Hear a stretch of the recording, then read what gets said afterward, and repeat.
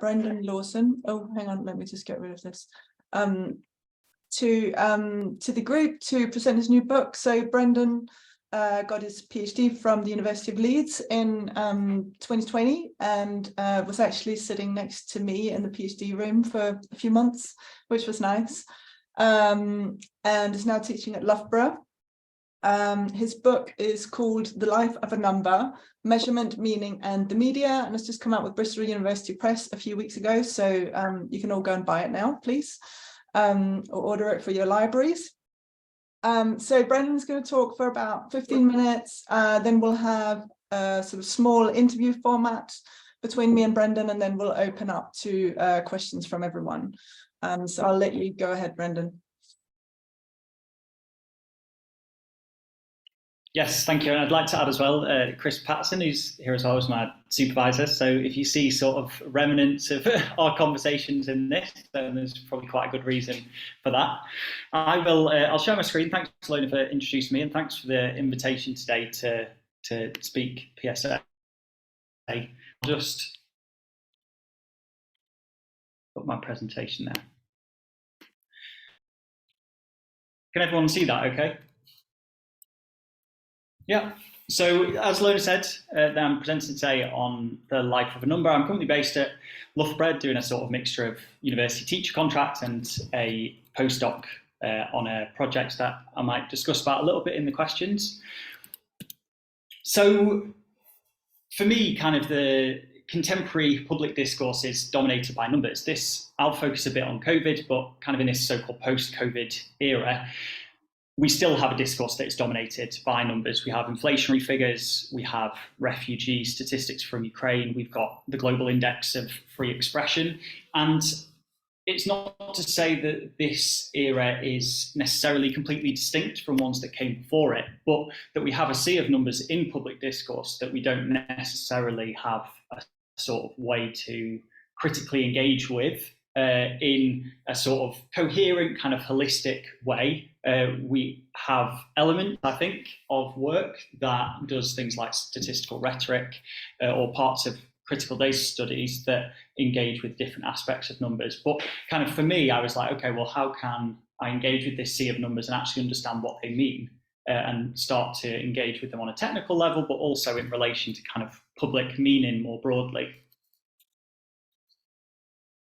So COVID-19, like I said, there's a long history to numbers in public discourse that's been mapped, in the sort of history and philosophy of science, history and philosophy of data in Europe and North America, but also, you'd argue, a much longer tradition in the Middle East as well. But COVID really introduced this kind of wealth of data into public discourse. There were case numbers, R value, hospitalizations, GDP growth, testing capacity. And this emerged both verbally through press conferences, textually through, like the article I showed before, through news pieces, audio through sort of various sort of radio formats, but also visually. And I think for me, one of the most interesting aspects of COVID in relation to data was things like this infographic here, or some iteration of this infographic becoming sort of culturally significant in a way that I would argue you'd struggle to name an infographic that was kind of pre-COVID that had kind of as much public resonance. So I think it's kind of this quite distinct moment to try and understand how can we navigate this sea of numbers that emerged during the pandemic and has kind of had this lasting legacy as we go into a so-called post-pandemic era. So often the solution can be presented as kind of like, if only they conducted the right statistical tests, these numbers would have been helpful instead of a problem. So if they got the sample size correct, if they chose a certain type of analysis that was more suitable.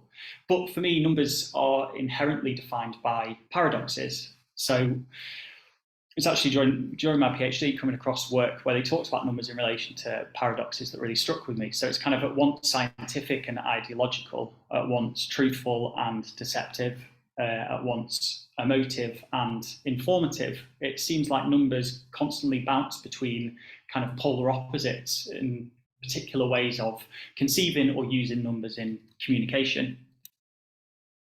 So for me, what I thought was particularly important to explore these paradoxes was to kind of embrace the work within critical data studies, CDC for short, and then kind of integrate literature from media and communication. A lot of stuff in CDC does look at media systems, so how kind of smartphones will gather data, how, say, the early introduction of computing into the public sector in the 60s and 70s by the work of Rob Kitchen, who's top left here.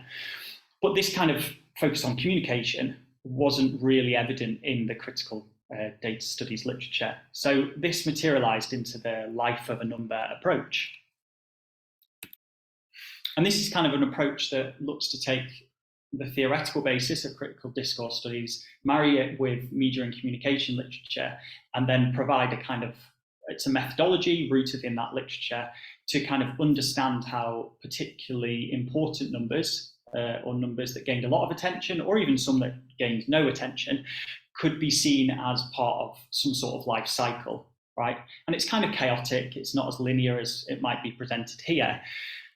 But this is the rough sketch, right? So the idea is you pick some sort of important number, could get loads of attention, could get no attention at all. You trace its life through these 5 distinct stages. So the need for the number, who needed the number, why did they want it? The production, so how was the data collected, how was the data analysed? Then how is it communicated? So how is the number communicated to the public, but also maybe internally within an organisation? What media was involved? Then we have this sort of broader scope, I guess, of public meaning, which is quite hazy. So how did the number circulate? How did it intersect with other sort of broader meaningful structures? And then backgrounding. So did this number fall from meaning? When did it resurface? How did it resurface? For me, what this does is, because I basically take one number per chapter in the book and 1 or 2 numbers, and I break down the number using these 5 stages, but then construct an engaging narrative that for me helps kind of think through complex theory, but also operates as a metonym. Think metonym. I think Lona or Stephen can correct me on whether it's metonym or whether it's another term, for kind of this broader significance of numbers in that particular moment in public discourse. So this presentation here is just about one chapter, and that one chapter has one number, but the book itself has kind of 6 empirical chapters, and each one either is 1 or 2 numbers.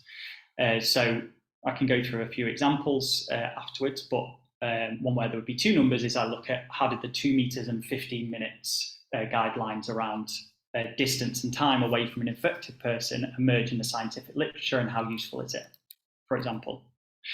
But I'm going to focus on one today, and that's going to be the 1 billion items of PPE, partly because it's a lot easier to convey the approach in the book through this one number, because it's a bit more clean cut, but also because I think it's particularly poignant to the conversation. So in response to journalist questions about the provision of personal protective equipment, then Robert Jenrick in April 18th, 2020, so sort of right at the start of the pandemic regulations being brought in, roughly a month afterwards, 3 weeks, he talks about 400,000 gowns coming from Turkey in kind of like a what felt like an off-the-cuff kind of remark to come back to some sort of questions over PPE. And this set kind of quite a strange ball rolling, because the next day Gavin Williamson is asked about the 400,000 gowns from Turkey, and he says, well, actually, we've got 1 billion items of PPE in the UK. And then the life of this number, which you can see sort of the circle here to kind of represent the 5 stages, this is at the communication stage, right? And that's generally where we interact with numbers and where a lot of the stories kind of begin for us. But what I did after that was to say, okay, well, then when did it stop becoming meaningful, right? And what's quite good about this case study, makes it a bit simpler compared to the others in the book, is that it had quite a brief life, around 4 days. So it was between 19th to 22nd of April. Those 4 days were mentioned at press conferences, mentioned at interviews with journalists. And then it kind of drops off the face of the earth until on the 26th of May, Matt Hancock talks about 2 billion items of PPE, but it largely doesn't really get much attention, and he kind of uses it as a way to bat away some criticism. So like I said, a very sort of self-contained case study that kind of shows us a lot about statistical rhetoric. So if we move now kind of to the first sort of stage, which is this idea of need. So the fact that a number is always needed for something. It could be a good purpose, a sort of ethical purpose around drawing attention to a certain injustice. But in this case, what I argue is that this was needed to kind of distract or deflect away from four key failings. So you had a lack of stockpiles. Essentially the UK didn't have enough stockpiles to deal with this particular outbreak. Stockpiles that had been reduced over time due to austerity, they hadn't been replaced. The production and procurement, so generally it was operated a bit like how our supermarkets operate, so it would be sort of just-in-time contracts where we'd get shipped over generally from China, the majority, and obviously at the start of the pandemic, then huge sort of supply chain issues. The prioritisation of NHS over social care, so the routing of PPE towards NHS doctors and nurses rather than towards people looking after generally older people in supported housing or in nursing homes. But also the changing definition of PPE. So there was a point at the start of the pandemic around this bit of rhetoric where they changed the definition to essentially encompass a wider range of things that would count as PPE. So the quality of the apron reduced from something that was very sturdy and quite hard to kind of plastic aprons that could essentially be ripped. So when I look at that, you go from that stage, then you say, okay, well, if it's needed, then now it needs to be produced, right? And this is where, for me, it gets it's almost laughable, but has these sort of, quite somber in a lot of ways political ramifications, is that a Panorama investigation a few weeks afterwards showed that they counted 520 million individual surgical gloves. So 260 million pairs, but clearly there was a sort of push to kind of get as many items as possible on the Excel spreadsheet that was used, which I'm pretty sure it was an Excel spreadsheet because that's how it got leaked to the BBC for their Panorama investigation. But it also included other items such as bottles of bleach and rubbish bags, which under no sort of logical definition, even the expanded one, would count as PPE. So then if we come back again to this kind of main focus on communication, then we see sort of 1 billion as being used rhetorically by politicians. And the way I kind of position it is rhetorically is kind of it played two roles. So one was this idea of an unprecedented crisis that we'd never seen before and that the world hadn't tackled before, and how that was met with an unimaginable number, right? This sort of like general metaphor of kind of immovable object hit by I've forgotten the metaphor. I should probably remember the metaphor before I start. So an unprecedented crisis meeting an unimaginable number, this kind of like unimaginability of this huge number sort of meeting the sort of unimaginable challenge that we are being faced with. But also what it did crucially was itemize PPE. So PPE is something that is worn and used by individual people in a range of different settings across the country. But what it did was essentially reduce it down to individual items of PPE that could be sat in a warehouse, could be sat on the back of a lorry, or could be worn, on the one hand of a doctor, or on the two hands of a doctor. But it essentially served to itemize PPE and remove it from the specific contexts, which for me, again, linked back to that idea of why was that PPE needed in the first place, to deflect away from criticism. So for me, and this is kind of, I guess, the sort of geeky part that I really like about numbers, kind of the history and philosophy of numbers stuff, is what I kind of put forward here is an argument that's been made in some other places, but kind of elaborating on it and kind of putting it to work. It's this ability of numbers to kind of play this unimaginable role, to meet an unprecedented challenge, was really rested on this idea, the public meaning of numbers itself. So I argue that the shift from Roman numerals to Arabic numerals, which occurred in 1200 to 1500 in Europe, really introduced a different way of conceptualizing and understanding numbers and their relationship to reality. So essentially it introduced a language system where we could keep adding zeros in its most simplest form. That's kind of the argument. You can see here the image is actually of a counter board, which is how a lot of sums and arithmetic essentially was done before Arabic numerals that were done on these counting boards. They were largely replaced by paper and some sort of inscription device. to allow for essentially Arabic numerals that were much more condensed to be able to form these quite complex numbers that could go to such a scale that they started to be removed from what we would think of as intuitive. So I really like this diagram here, which is this comparison between a million and a billion.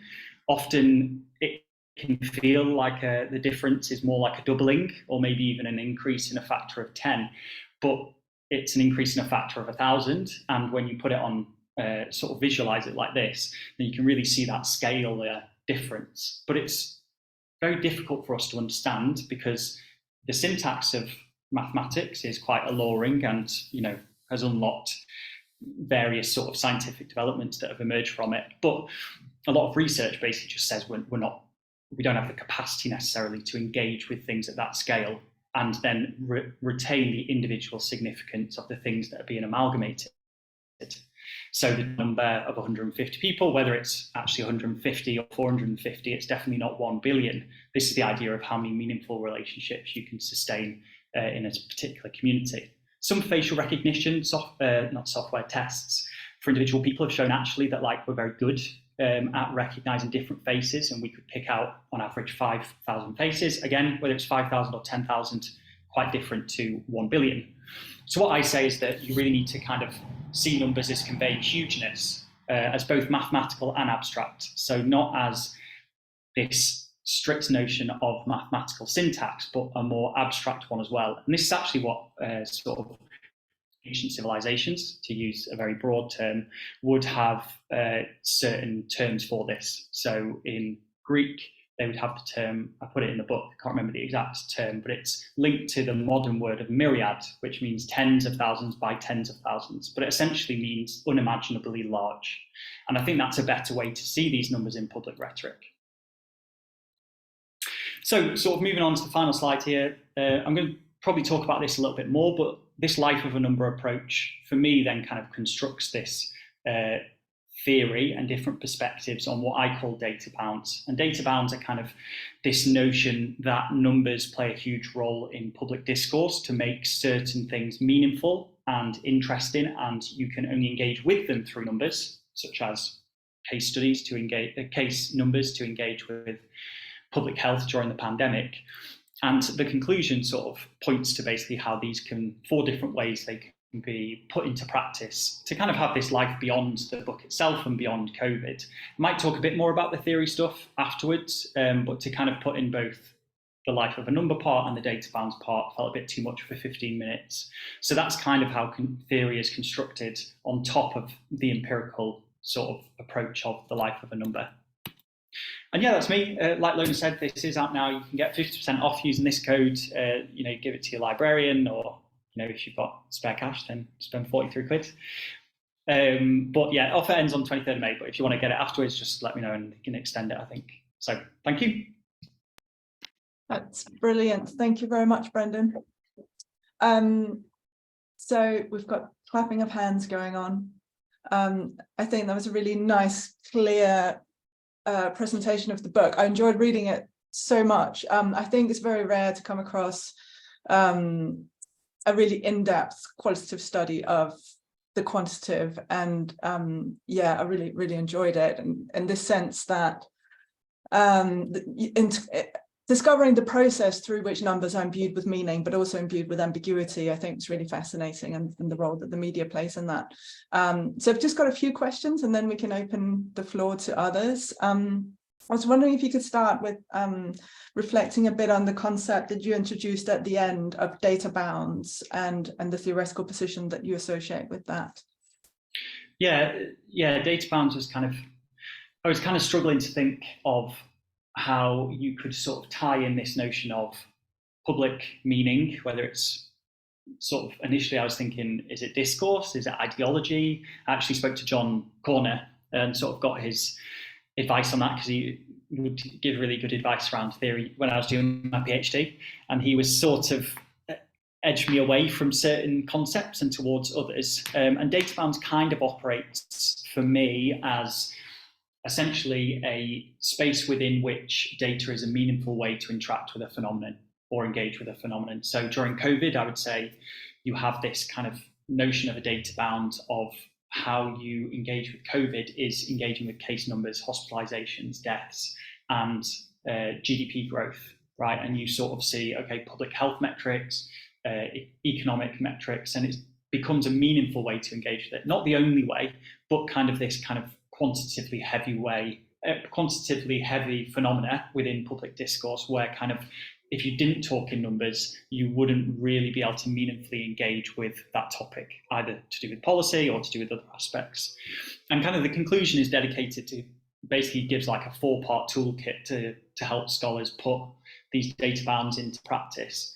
And that's kind of where I lay out these 4 points. So I say you have to pay attention to media and communication, which for people in our discipline, it's kind of maybe less, it's more straightforward. But people in critical data studies who don't really know about media and comms stuff, it kind of lays out the different elements that you could look at. I talk about interrogating and appreciating quantitative realism, basically like you have to appreciate the power that numbers have to describe reality, even if it's part scientific or part imagined or part constructed, you still need to understand the power of that. And then the other two basically focus a bit more on the issues of how data bounds can maintain or challenge power. So can it liberate certain people? Does it sort of confirm certain political requirements? And then the last one is kind of why do some data bounds dominate over others? And one of the chapters focuses specifically on a number that didn't get much attention, and why was that the case? So sort of bringing together, it kind of operates more as kind of like an analytical way in to these data-rich kind of topics within public discourse, rather than the problem of it, which John Corner actually kind of helped me with, that not to be too descriptive, it needs to be analytical as well. It can't just be a totalizing explanation of something, it has to have some analytical purchase. So you mentioned critical data studies there and media and communication studies, and it's quite an interdisciplinary approach that you use. Do you want to say a bit about that and why you think it was important to integrate these two fields? Yeah, I think so. Like the work in critical data studies, it's not that they ignore media and comms, it's that they focus more on the media part. So often see media as kind of systems. So yeah, kind of how is data collected whilst people walk around a city, and then how does that inform our view of a city? But it didn't really have the communication element of it. So it'd be kind of mentioned that like, oh, politicians will use numbers to deceive people and we need to better, engage with how this data is produced. But I wanted to use communication as like kind of the part of media and comms as a way to explore critical data studies, but also critical data studies as a way to explore communication, because I felt like there was some really good work out there, like around political rhetoric of statistics, or how organizations would use KPIs to communicate across departments and then condition behavior. But it didn't really feel like it was kind of all brought into one space. So I was sort of maybe, I don't know whether I realised this, but I was trying to aim for like a one-stop shop sort of thing. And actually, I think I started off trying to do it just for myself. So I actually had like some grasp on how these things had come together, and then to see what I could add to that. Oh, sorry. I think this is not just a book that's a slightly edited version of your thesis. You've essentially written a new book, right? Framed it around the pandemic with your case studies selected in terms of different numbers that were prevalent during the pandemic. So I guess you must have been very excited that the pandemic came around. I think, could you say a bit about the relevance of the book beyond the pandemic and the period that we find ourselves in now? Yeah, I think, to be honest, it was a coping mechanism for the pandemic, genuinely is how it started. I basically just wrote down numbers that I saw that were interesting, tried to find out, how they produced, how they communicated. I ended up with like a list of 100. And I think it was my way of in this sort of weird, uncontrollable situation, trying to gain some control back, I think, by kind of turning it into an academic project. But like you said, kind of, the world we live in now is not dominated in public discourse by COVID, nowhere near to the same amount. We're I don't think technically in a post-pandemic era, but maybe a conversation for a different time. But I'd say the public discourse that we're in has shifted towards a different type of kind of number-rich discourse, and that's generally a lot around inflation figures, wage demands, profits, and then shifting towards the invasion of Ukraine, things like casualty counts, military hardware support, and kind of a long history of this kind of numbers relating to kind of military rhetoric and military communication. So the idea of the book is that it's kind of twofold. You provide like a blueprint for how the life of a number can be used as a kind of theoretical meets methodological approach. And the blueprint's there in the 6 chapters, but also laid out quite clearly in the intro as well. But then kind of having data bounds as kind of a way to kind of, I guess, reach beyond just kind of a tool to break down numbers, and to start seeing kind of connections and patterns between different types of analyses that you might do using this life of a number approach, or you don't even use life of a number at all, and you just have a way into like specific moments of kind of data within public discourse. Yeah, I can totally see that. And I think it's something that you could apply to a lot of the different situations that we find ourselves in, including the cost of living crisis. I just want to ask one last question that sort of sets the book in a slightly broader context, but also connects it to my own work and interests. And I was wondering how you see the book fitting in with the kind of current contestation over knowledge forms, and especially the quantitative that's happening both in politics and beyond. So we see the spread of conspiracy theories and anti-science and anti-expertise politics, but also a lot of citizens' quite valid suspicion of and feelings of disconnect from numbers, and especially perhaps these political numbers that you talk about. Yeah, it's these questions are good because it's sort of, you know, you sort of have to reframe your book in your head and think sort of how would I perceive it if I was coming from a different background to it. And I think you're right in terms of this. There's like a risk when you write a book that's quite critical about numbers, that you basically are saying like, well, all numbers are manipulated. They're all biased. They're all like laden with kind of political need. So, you know, you should be skeptical of everything that you see, especially if it relates to numbers, because, you know, you can't trust them. And for me, it's kind of that skepticism, kind of critical engagement with knowledge, doesn't necessarily need to equal distrust. I think it's within that kind of life of a number approach, it kind of does highlight better and worse practices around producing numbers, to say like, what can we say with this data? What like has been done at a technical level in order for us to make arguments, and is this kind of a good argument or a bad one? It kind of means that you have to, how to phrase it, like, I think a good example is actually in the I'm on at the moment is for the Everyday Misinformation Project, it's called. We see in that data that actually individual people who engage with numbers on a sort of everyday level, they actually like see numbers often as these biased, quite certain pieces of knowledge, but that doesn't then translate directly into like automatically distrusting them and rejecting them. It's often kind of, well, how do I establish this? How do I establish which ones I should trust and which ones I shouldn't trust? And I think that kind of skepticism can go hand in hand with kind of a learned process of discerning which ones should be trusted and which ones shouldn't. It's just kind of what that process looks like, I guess. Yeah, really interesting. Thank you. And it's good to hear about this other project that you're involved with as well. Does anyone else have any questions? You're welcome to put your hand up or put something in the chat if you prefer. Natalie? Hi, great presentation and great book. I was just wondering, since the example that you gave was more sort of focused on numbers, or a number that was manipulated, perhaps for not the right political reasons, whether you had any examples or any thoughts on the power, any like sort of positive number of powers. That sounds like a very confusing turn of phrase when we're talking about numbers, but you know, can numbers be harnessed for the public good as well?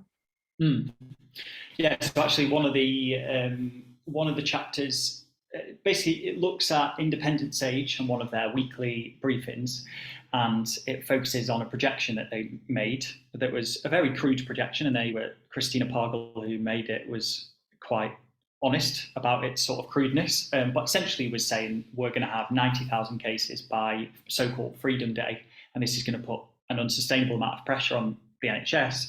It's also going to affect people's livelihoods, but key to it was actually that it's the unequal effect of the pandemic on society, and their main argument was actually, look, yeah, we'll have 90,000 cases, yes, we're in a better position because we're vaccinated, but actually it's going to disproportionately affect the poorest in society, and we shouldn't be happy with that cost.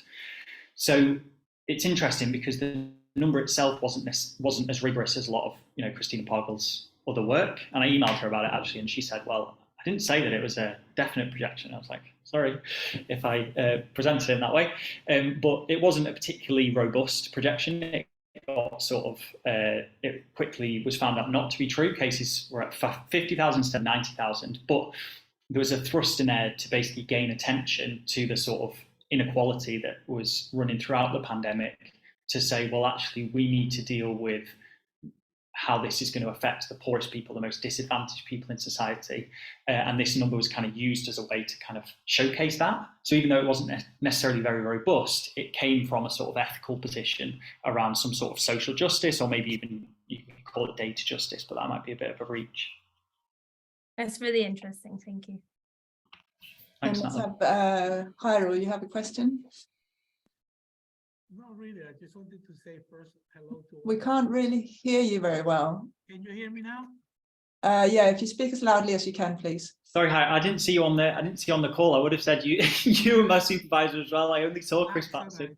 I just wanted to say first of all hello to my friends, Leeds. I haven't seen up for a long time, and just to say how wonderful I've seen how this work evolved. And yes, it's a completely different work from his PhD dissertation. This is a completely new, groundbreaking work, really, in this area. I think it's so urgent that we talk about critical data. Media and communication studies have rushed in to talk about data, but without really stepping back to think about statistics and the power of statistics in society, and both underpinning and challenging power. So I think this is a great contribution, Brendan, and it's fantastic. As you know, I read the book before and it was published, so I don't really, all the comments I had already mentioned it to you, but it's a fantastic contribution, and I'm so happy and glad to see how this has evolved and where it's going. Thanks, Harry. I couldn't quite hear all of that, but it sounded like a lot of praise anyway. Then we have Ellen next, please. Hey, can you hear me? Great. I just wanted to add as well, thank you for presenting that. It was really interesting, and I agree with what everybody else says, that it'll be really, really useful for a lot of different reasons. Because you focused on the sort of big billion example, you piqued my interest with the example that you mentioned of a number that didn't grab that much attention. So I would just like to hear a little bit more about that, and then what did you learn, and what do you think that we could learn from this number that didn't manage to get so much attention? Yes, that was actually the same number I was saying to Natalie about, the 90,000 cases. That was one that, so the way I positioned it, just in relation to attention, is that Christina Pargle produced other types of numbers, and Independence Age did as well, that did get lots of attention, and other people made projections who had similar levels of expertise, similar level of kind of criticism of the government, that got lots of attention. But this projection, even before people knew whether it was going to be proven to be true or false or off the mark, didn't get much attention at all. And I think it ties in a bit to what I was saying to Natalie. The way I position it is to say that, well, kind of inequality is kind of part and parcel of contemporary UK. You could argue pretty much across the world, but I look at it specifically in the UK to say that inequality is kind of the fabric of our society, how it functions, but also the fabric of public discourse. So the sort of sacrifices we think will make to society often are in this sort of big mass of society that might be the average, or it might be above the average, it might be below the average, or you can't measure it, but it definitely isn't kind of do we sacrifice something for the poorest in society because they are the most vulnerable and the most at risk? So that number doesn't get much attention at all. Obviously, there could be other explanations for this, but it's kind of the empirical approach. Taking one number, you sort of like form these arguments off a sort of sample size that's equals 1, essentially. So it's to say, well, these are one of the possible explanations, that actually it's kind of this notion of kind of how public discourse has been structured by inequality, means that if you position this case projection as affecting the poorest in society, but we don't generally have that kind of acceptance that we need to sacrifice things for the poorest in society, then it's not going to circulate. And that's kind of the underpinning logic that doesn't allow it to circulate.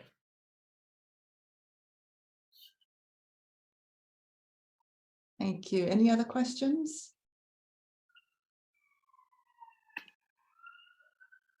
I was wondering if maybe I could ask you a question about method, Brendan. So you used the textual analysis for this study. Could you reflect a bit on that, and maybe on other related methods as well that might be used to sort of investigate the life of numbers? And then we'll have Stephen afterwards. Yeah, I think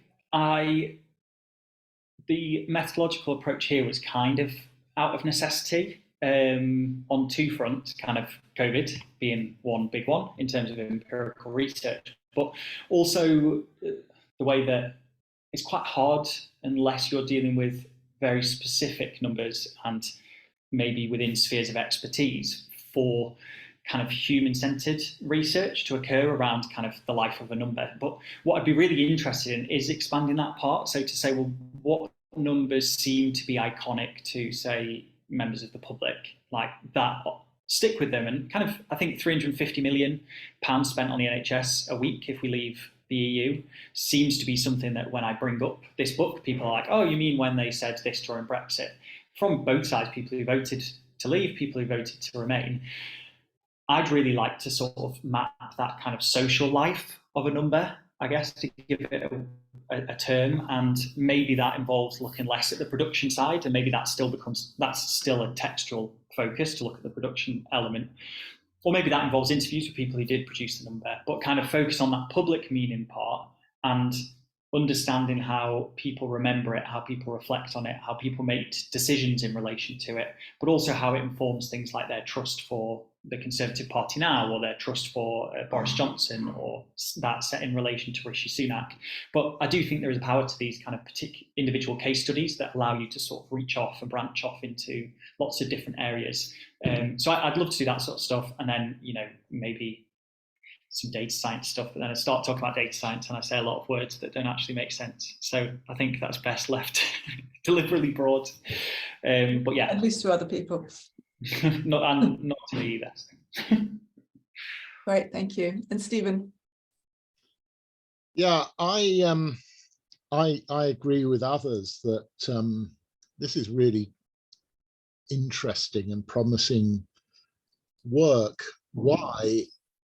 Because it seems to me that what you're doing is you're problematizing something that is really central to the notion of the social and the idea of social formation with its inevitable counting and sorting, categorizing. And I'm interested in numbers as well as a sort of standardized form of knowing. They are part of the way in which we can know that other people know in terms that are similar to our own. And that's not dissimilar to the way that we use words. We don't have exactly the same semantic understanding, but we have a sort of an approximation.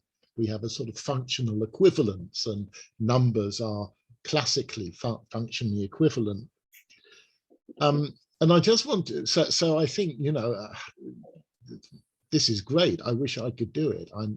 You know, if I had any skills in numeracy, I would come and join you, but as your research assistant, but I don't.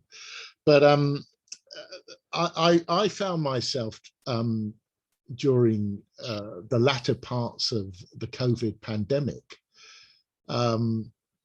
leading a study for the UK Health Security Agency, which is relevant to what you've been writing about. Now, don't even ask me how I ended up leading this study for the Health Security Agency. God only knows why they asked me. But anyway, that's what happened. And it did something interesting, and I wondered if you might want to comment on it.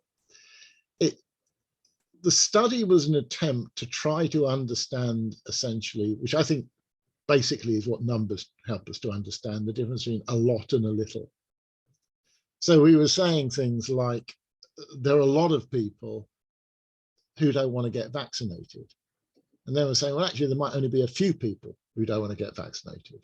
There are a lot of people who are really interested in watching the press conferences about COVID. And then we said, yeah, well, actually, maybe there weren't that many of them. And you don't actually know literally what you're talking about until you start to do something which involves some sort of quantification, some effort to quantification. What I think is, from a social scientific point of view, methodologically promising here is not when you actually work out whether there are a lot or whether there are a little, but when you start clustering together the groups of people who are doing similar things or who are doing unrelated things but make them similar types of people.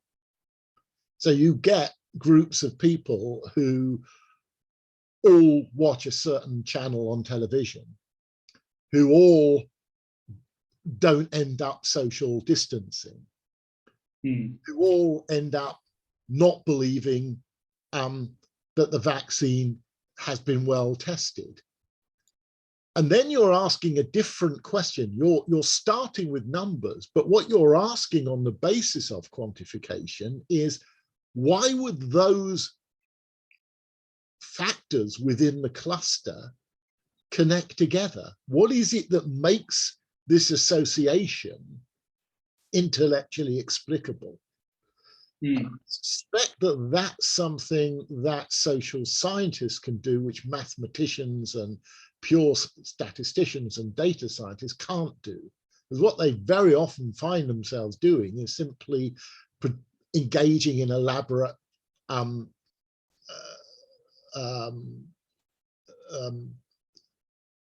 pattern mapping. And what I think we can do is engage in some kind of move towards an associative logic in relation to these different inclinations and behaviors. So I guess I wonder what you think about that. Yeah, I'm still processing, I think. Still, I'm going to take 10 seconds to think.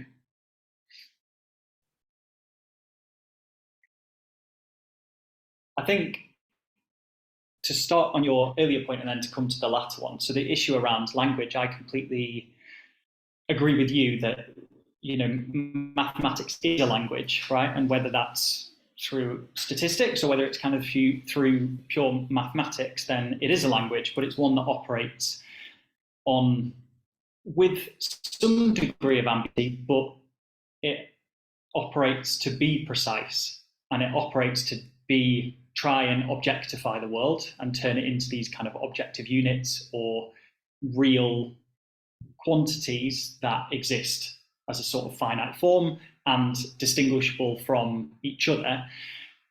And I think using the term language often, for me, is quite a good way in then to your second sort of question commentary around how do you see this divide between qualitative work that involves some sort of understanding relationships, but where does that then merge over with, like you said, that the factors that might bring people together? So this idea of kind of associative logic for a mathematician would be, I guess, talked about in terms of variables and regression and correlation. But you're not necessarily left with something that's particularly meaningful, whereas associative logic for a sociologist or a social scientist is to say, well, how do these kind of different ways that people act as a group that is a more than one person and has a scale to it, how do these interact with each other to then produce kind of patterns that seem to keep emerging, which is what we do in qualitative work, to look for patterns. So yeah, I think I'm sort of talking and trying to work out what I'm saying at the same time, but I think this kind of permeable kind of barrier between quantitative and qualitative work, it's that sort of intersection, and it's that meeting point where there's a lot of actual similarity that I think kind of the statisticians and the mathematicians can join with the social scientists to say, well, you create categories, we create categories, but our categories are more permeable. But oh wait, well, ours are, because actually you can change your logic of how you classify something and put it into numbers if it feels like it doesn't fit and relate to the real world.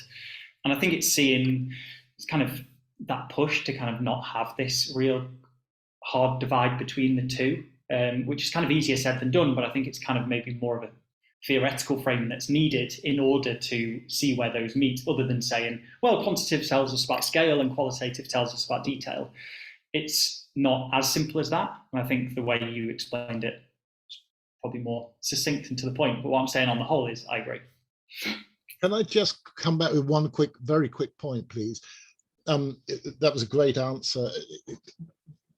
I think there's a methodological distinction that is useful to think about between what you said social scientists and statisticians might kind of converge around, which is regression analysis. And that is to say, drilling back to this kind of explanatory source of an associative logic. And what I refer to, which is cluster analysis. And I'm on a little bit of a hobby horse about this at the moment, which is I think social scientists could do a lot more with cluster analysis. But my point is that what I like about cluster analysis is the fact that there is no claim to objectivity within it. In other words, the fact what you choose to constitute your factors is an intellectual operational decision, and it is not actually primarily determined by the data. It is determined by theory, and I think. But you can't do it with, I mean, in my understanding, you can't do that with regression analysis. You've got to literally follow the data to what appears to be its explanatory source. I'm not convinced that it ever leads there, but it's supposed to lead there. So anyway, that's a I just wanted to come back with that. Yeah, and I'll look into cluster analysis more, because it's one of those things I've heard, but kind of is always on the, in my peripheral vision. I've never actually been able to look at it, so it'll be a good thing for me to have a look into. Thanks, Stephen. Great, let's move on to Katie's question, please. Hi, Brendan. Thanks so much. That was absolutely fascinating. Totally agree with everyone, what everyone said. And such a refreshing, original way of looking at these ideas. And actually, so when you started at the beginning of the talk, you said about numbers as paradoxes of capturing these kind of the evidential and the emotional. And this really reminded me of what photography theorists and visual culture scholars say about images. So images are both document, but they're also emotional and intense and immediately decipherable, but at the same time complex. And it really made me think about, there's a book by W.J.T. Mitchell called What Do Pictures Want? The Lives and Loves of Images. And he's very much developed this idea of the lives of images and seeing images through this kind of vitality and their ability to create representations of past, future, and present, and that they kind of exert a kind of power over us, and how they do that. And so this kind of question of what do images want from us seemed very similar to what you were kind of saying about numbers. So I thought it was really interesting the way there were these overlaps between the visual culture theory about images and how they demand things of us, and even can lead us astray. And then what you were saying about numbers as well. So I wondered if you'd kind of come across this work, or if you can, it'd be interesting to kind of look at these parallels in image theory. Yeah, definitely. No, I've not come across it at all. As you're saying it, I'm sort of like, oh yeah, like, you know, one of those moments where you're like, oh, wait, why didn't my brain make that connection before? But yeah, like the idea of a photo sort of capturing a reality that definitely exists, but then at the same time sort of framing that reality and it being a moment in time, it being something that's like definitely exists, but it's also kind of an emotional response. Yeah, I've not come across that particular theory at all. I haven't come across the book either. I was just thinking, because I've just got to the end of the term of teaching of producing the news on at Loughborough, and I do the data-driven journalism week, and then David does the visual journalism week. So I feel like as a good kind of tie-in between the two, it's something that I might chat to David about, actually, to be like, well, maybe look at his lecture slides, kind of see how those two things can be combined in. So students, can't remember which one comes first, but I feel like as two ways of kind of capturing and representing reality, on the face of it, they seem like completely different qualitative, quantitative approaches, going back to Stephen's one, but actually, when you look at what they can do and the paradoxes that emerge from them, then they become quite similar in a lot of ways. So yeah, I've triple underlined the book, so I will be reading it. Excellent. Well, good to hear that the learning goes both ways and we all get something out of this. Are there any final questions before we finish? I've just put the discount voucher in the chat. So when, not if, you go away and order Brendan's book for the library, you should use that. Can you even do that when you order it for the library? I don't know, but obviously if you need an extra copy for your personal shelf, you can use it. I very much recommend it, and I don't recommend every book. So yeah, I hope you've enjoyed it. Thank you very much, Brendan. It's been a pleasure, and nice to see you again. Thanks, everyone. Thanks, Lona and Katie, for inviting me. It's been really nice. Thank you so much, Brendan. Just to say, we're going to have a bit of a break now, I think, from the online seminars, and I think we're going to start again in September, hopefully with Stephen, who is with us now. Stephen Coleman will be our first guest when we start back after the summer. So thanks, everyone, and thanks so much, Brendan. Yeah, thank you. See you later.